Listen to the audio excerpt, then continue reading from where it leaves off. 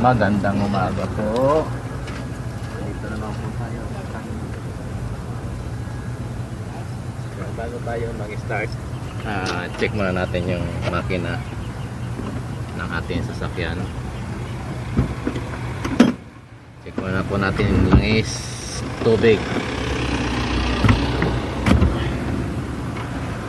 Yung araw-araw po na ginagawa natin.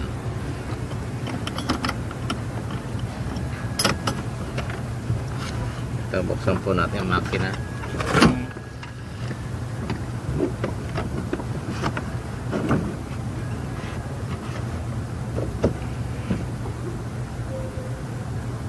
Ayan, tubig.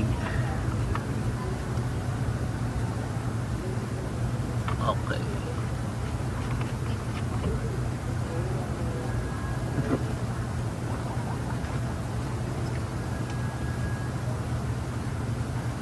Kailangan po natin set check araw-araw para sigurado tayo na hindi masisira yung makina or hindi mawawala ng tubig.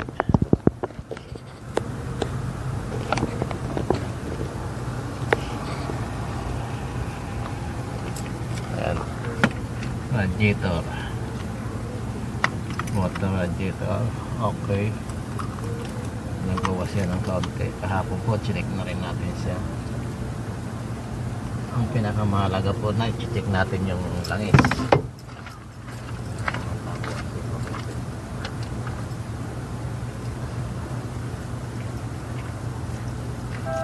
Napaka-importante po na araw-araw natin i-check ang ating ginagamit.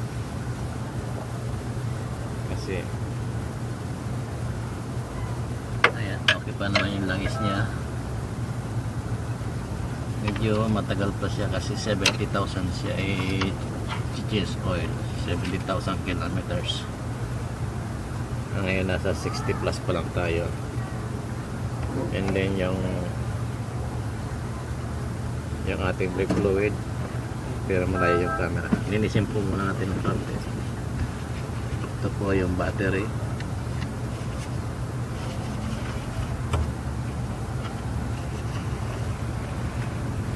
Ayan. Check na po natin yung tatlo. Engine oil, water, at saka battery. Ngayon yung fluid.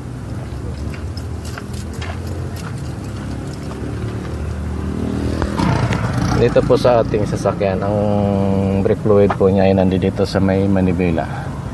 Kailangan po natin siyang buksan. Ayan po, brake and clutch fluid po yan, nasa may steering or manibela. Okay na po, nasa minimum level pa po siya. Ngayon po natapos na po natin i-check ang lahat.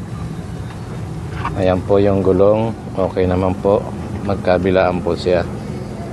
Left and right po na mga gulong natin ay okay. Atin na pong ibababa yung hood para painitin na po natin yung makina.